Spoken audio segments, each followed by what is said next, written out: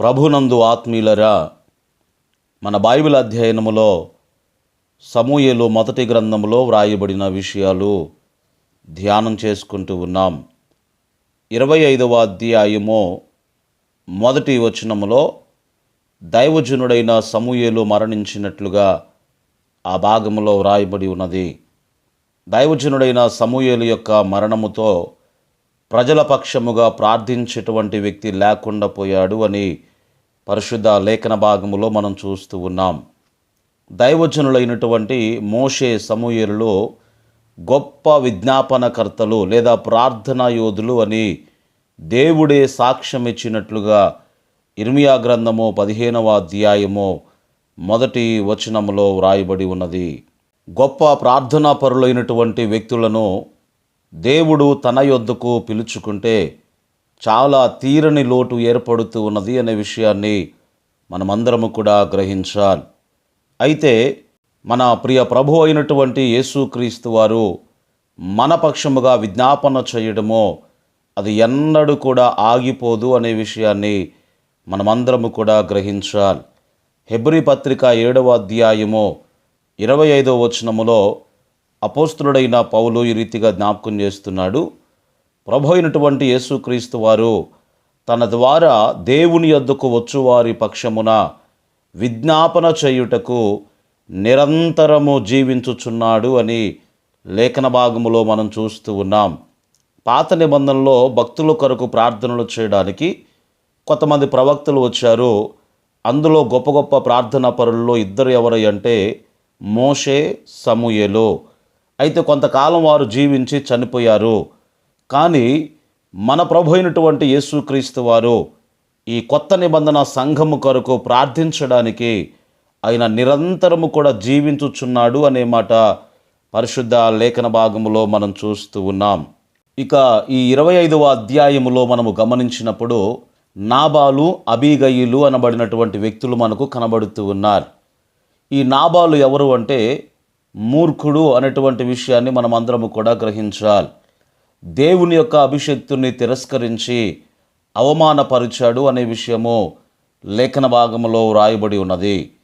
ఈ నాబాలు ఎవరు అంటే కాలేబు వంశీకుడు అని 25వ అధ్యాయము 3వ వచనములో మనం చూస్తాం. కుటుంబ పరంగా చూస్తే ఇద్దరు కూడా దేహదారుఢ్యము కలిగినటువంటి వారే. అయితే ఒకరిలో శరీర కార్యాలు తేటగా కనిపించగా మరొకరిలో విశ్వాసము తొణికిసలాడుతూ ఉంది. రోమపత్రిక 6వ అధ్యాయము 13వ వచనములో రాయబడిన మాట, మన శరీర అవయవాలను దుర్నీతికి సాధనాలుగా కానీ లేదా నీతికి సాధనాలుగా కానీ దేవునికి అప్పగించాలి. ఈ రెండిటిలో ఏదో ఒకటి జరగాలి అని పౌలు భక్తుడు మాట్లాడుతూ ఉన్నాడు. కాబట్టి నాబాలు కాలేబు వంశీకుడైనప్పటికీ కాలేబేమో దేవునికి అప్పగించుకున్నాడు, నాబాలేమో దుర్నీతికి అప్పగించుకున్నాడు. నాబాలు యొక్క ఆధిక్యతలు మనము గమనించినప్పుడు ఈ నాబాలు చాలా సంపన్నుడు అని 25వ అధ్యాయము 2వ వచనములో వ్రాయబడి ఉన్నది. అత మాత్రమే కాదు, అతడు భక్తి కలిగినటువంటి వంశానికి చెందినవాడు. 3వ వచనములో ఆ విషయాలు వ్రాయబడ్డాయి. నాబాలు కాలేబు వంశీకుడని ఇంతకుముందే మనం చదువుకున్నాం కదా. కాలేబు మోషే కాలంలో వాగ్దాన దేశాన్ని వేగు చూడడానికి పంపినటువంటి 12 మందిలో ఒకడు అనే విషయాన్ని మనం గ్రహించాలి. 10 మంది వేగుల వారు వ్యతిరేక్తమైనటువంటి సమాచారాన్ని తీసుకుని రాగా ఇద్దరు శుభ సమాచారాన్ని వారు తీసుకొచ్చారు. వారిలో ఒకరేమో యెహోషువ, ఇంకొకరేమో కాలేబు అని మనమందరము కూడా ఎరిగి ఉన్నాం. ఇక ఆ తర్వాత దేశ విభజన కాలంలో కాలేబు ఏం చేశాడు అంటే హెబ్రోనులో ఉన్నటువంటి ఆ కొండ ప్రాంతాన్ని ఆయన కోరుకున్నాడు. మోషే పంపినప్పుడు కాలేబు 40 సంవత్సరాల క్రితం ఎంత బలము కలిగి ఉన్నాడో 80 సంవత్సరాల వయసులో కూడా అంతే బలమును కలిగి ఉన్నాడు అని పరిశుద్ధ లేఖన భాగములో మనం చదువుతూ ఉన్నాం. అయితే ఆ వంశానికి చెందినటువంటి ఈ నాబాలు ఎంత భిన్నమైనటువంటి వ్యక్తో మనమందరము కూడా గ్రహించబద్దులమై ఉన్నాం. అయితే మన జీవితంలో మనం గ్రహించాల్సింది ఏమిటంటే గొప్ప ఆధిక్యతలో గొప్ప బాధ్యతలను తీసుకువస్తాయి అని మనము మరచిపోకూడదు. ఈ నాబాలు యొక్క లక్షణాలు మనము గమనించినప్పుడు అతడు మొరటువాడు అనేటువంటి విషయము 3వ వచనములో రాయబడి ఉన్నది. అంటే కరకు లేకపోతే దుడుకు కఠినమైనటువంటి స్వభావము కలిగినటువంటి వాడు. దావీదు మనుషులను అవమానపరిచాడు అని మనమందరము కూడా భాగములో చదువుతాం. తన భార్యతో కూడా కఠినంగా ప్రవర్తించేవాడండి. అసలు ఆ మాటకొస్తే తనకు తారసపడేటువంటి ప్రతి ఒక్కరితో కూడా ప్రవర్తించేటువంటి తీరు అదే. అంటే కొన్ని సందర్భాల్లో మనము గమనించినప్పుడు విశ్వాసులు వెలుపట చాలా మర్యాదగా ప్రవర్తిస్తారు, కానీ తమ ఇంటిలో మాత్రము అందుకు భిన్నముగా వారు ప్రవర్తిస్తూ ఉంటారు. బహుశా వారు మంచి మర్యాదలు అన్నీ కూడా గడప వెలుపటే వదిలేసి వస్తారేమో.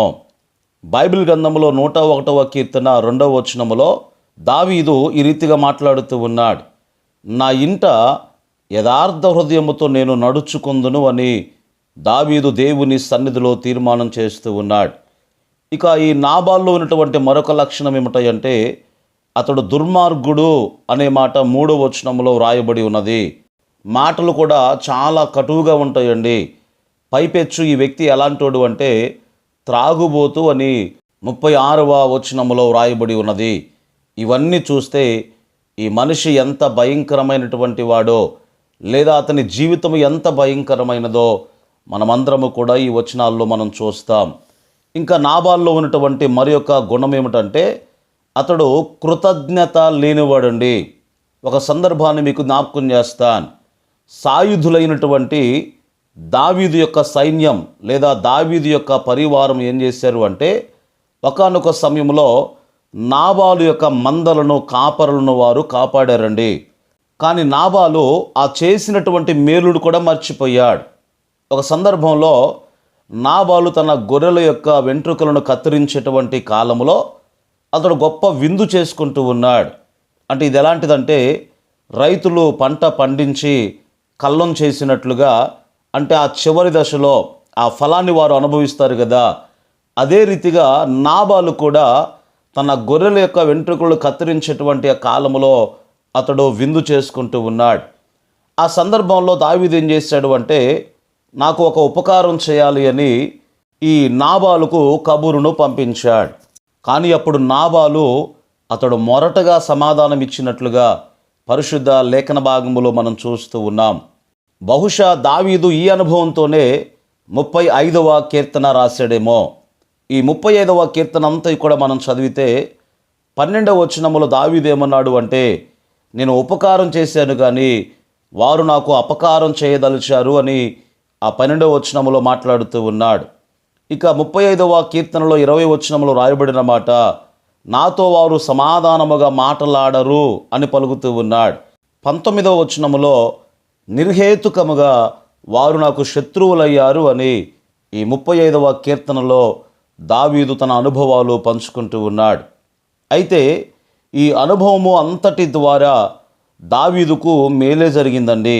ఎందుకంటే దేవుడు దావీదుకు ఏ పాఠం నేర్పించాలి అనుకున్నాడో ఇలాంటి ప్రతికూల పరిస్థితుల్లో దేవుడు ఆ పాఠమే నేర్పించాడండి.